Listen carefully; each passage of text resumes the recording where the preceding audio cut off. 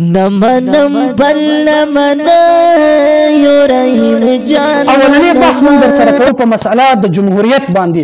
په مسأله د جمهوریت باندې مونږ درته وایو چې تا ماته ووایي چې د جمهوریت له وجې نه تاسو مشرکین یې، تاسو کافران یې، واجب القتل یې. نو زه درنه مولوي صاحب دا تپوس کوم چې د ټولو نه اول که دغه جمهوریت خبره وشي نو دا شیخ طیب صاحب محترم هغه په جمهوریت کې مبتلا وي، په خپل جمهوریت کوي، د خپل مشر به د عزت خیال ساتلی و چې آیا زمونږ دغه مشر دام په خپل په جمهوریت کې مبتلا دی، نو دا کفر فتوا خو په خپل مشر باندې هم لګي. نو یو خبره خدا شوله.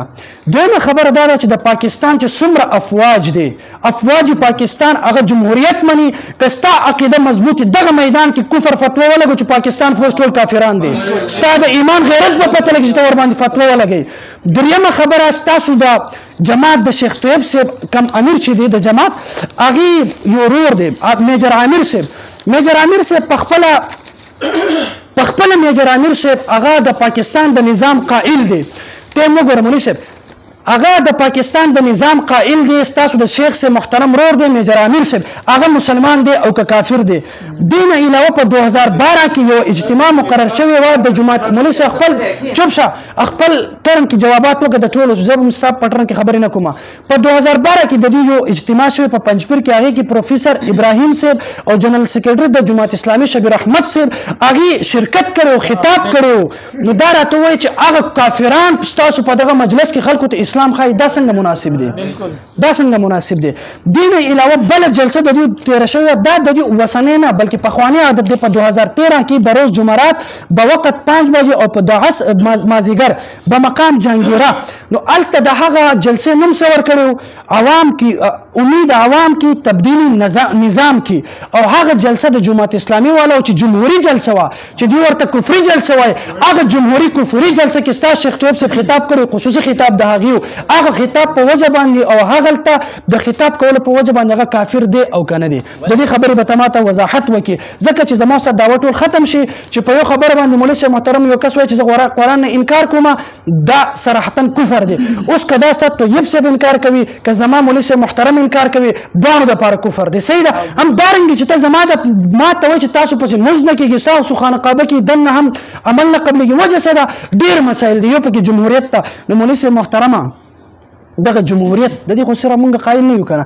ستا د مولانا منیر شاکر خپل ورور میجر دی، هغه باندې حکم ولګو هغه کافر دی او که نه دی. دویمه مسله دا ده زه درله 50,000 روپۍ 50,000 روپۍ نقد انعام در کومه چې په دې مجلس کې یو دلیل ماته د جمهوریت په کفر باندې ثابت کوه خایا. 50,000 روپۍ انعام نقد درله در کومه، خپل ټرم کې جواب وکړي، یو دلیل دې ماته دې څه وکړي په جمهوریت باندې دې ثابت کړي. محترمه بل زه درنه دا تپوس کوم چې تاسو د جمهوریت له وجې نه خلکو ته کافران وایي، په دغه پاکستان کې د حکومت خلاف راپاڅېدل او دغه حکومت سره جنګ جګړې کول، آیا دې ته به تاسو د جهاد نوم ورکوئ او که نه د اسلام نوم ورکوئ؟ دا جایز دی او که نه دی؟ دریمه خبره زه درنه بار بار وایم چې تاسو راځئ دغلته مولانا فضل الرحمن صاحب کافر دی، دغه دیوبندي مولیان کافر دی، چېرته د فوجیانو په باره کې ووایي که نه چې دا هم نعوذ بالله کافران دي ځکه چې جمهوریت مني.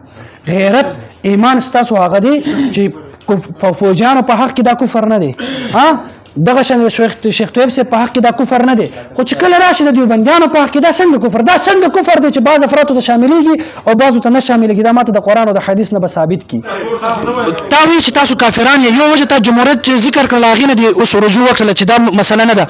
دې نه علاوه مولوي صاحب محترم د احادیثو په کتابونو کې راځي چې صحابه کرامو کې یو صحابي بل کس قتل کړله، رسول الله مخې ته راغی، رسول الله صلی الله علیه وسلم ورته وفرمیل چې دا کس دې ولې قتل کو؟ هغه صحابي ورته فرمایي چې دا مې ځکه قتل کړله چې دوی د زمونږ د یرې نه کلمه ویله. رسول الله ورته فرمایي اشققت قلبه، آیا تا د دې دغه زړه څیرلی و؟ نو آیا ته چې اوس په جمعیت علما اسلام والا باندې کفر فتوا لګوي، د هغې عقیده نظریات دې کتلی دي مولوي صاحب محترم؟ بالکل دې نه ده کتلی. دا دې نه علاوه مولوي صاحب هغه جمهوریت هم یو طرف ته که تا مونږ ته کافران ویلي دي، مونږ ته د مرتد او واجب القتل ویلي دي. اوس دلته مولوي صاحب ماته متوجه شه. بل امام ابو حنیفه رحمه الله یو قول دی، هغه خاتم المحدثین شیخ العرب والعجم شاه انور شاه کشمیری رحمه الله په خپل کتاب کې هغه اکفار الملحدین کې ذکر کړی ده چې په یو انسان کې 99% علامت د کفر وي، یو علامت د هغه کې د مسلمانی وي. مولوی صاحب محترم دغه کس به مسلمان ویل شي، دا مونږ نه، امام ابو حنیفه رحمه الله ویل دي محترمو. دین علاوه مولوی صاحب محترم ته وای پلانکی کافر د جمهوریت پرېږده اسی ورته کافر وای په څه وجه وای دغلته مولوی صاحب بل یو لوی یو محقق انسان تیر شوی چې هغې ته محمد بن سلطان القاری الهروي الحنفي رحم الله ویلی شي هغه شرح الشفا جلد نمبر 2 او په صفحه نمبر 500 کې هغه وای مولوی صاحب محترم 500 کې هغه وای یو فصل د تحقیق القول في اکفار المتأولين هغه فصل کې وای ادخال کافر في ملة الاسلامية او اخراج مسلم عنها عظیم فی الدین. ماشاءالله مولوی صاحب زبردست. مولوی صاحب دا کفر دایره ته یو کس دننه کول او بهر کول دا ډیر زیات سخترین ګناه ده او دوی سره په خپل سړی د اسلام د دایره نه بهر وځي یو انسان به موس کوي زکات به ورکوي روژې به نیسي دعوت او تبلیغ به کوي تاسو به هغې ته کافران وایي اوس دغه وختي خو بحث نه کول وایي تاسو جمهوریت کوئ مولوی صاحب جمهوریت باندې شکست وشوله جمهوریت یو طرف ته مې کېښودله ستا په دعوه کې دا خبره ده چې تاسو کافران یې زه درته وایم دا کفر فتوه لګول ډېر زیات مشکل دی تاسو په کوم بنیاد باندې موږ ته کافران وایي دغه شان دي سعد الدین مسعود بن عمر بن عبدالله هروي خراساني تفتزاني رحمه الله هغه په خپل شرح العقائد کې مولوی صاحب محترم ذکر کوي ومن قواعد اهل السنه والجماعه ان لا يكفر احدا من اهل القبله مولوی صاحب محترم د عقیدو مضبوط کتاب دی چې ستا په مدرسه کې هم پڑھاویږي زما په مدرسه کې هم پڑھاویږي بریلیانو په مدرسه کې هم پڑھاویږي دغه شان دی مولوی صاحب محترم د غیر مقلدینو مدرسه کې هم پڑھاویږي هغه وایي چې موږ د اهل القبلو ته کافران نه وایو مولوی صاحب محترم علامه تفتزاني مولا لقاری نه لوی کس ته راغی چې ته ورته اوس کافر وایي ته به خپل دغه ترن کې مونږ خبرې نه کوو کنه ته به خپل ترن کې وضاحت وکړي چې دا کفر نه څه شی مراد دی چې بیا بحث وکړو او ته بیا چې مونږ ته تاسو کافران یې یو مسله مونږ ته راوښیه خپل د خوښي چې له دې وجې نه تاسو کافران یې په حق به در سره بحث وکړو کوم چې ستا خوښوي دین مولوی صاحب محترم علامه ابن تیمیه رحمه الله هغه په خپل کتاب الایمان کې فرمایي هغه وايي حيث قال نحن اذا قلنا اهل السنه والجماعه متفقون على ان لا يكفر بالذنب اهل القبله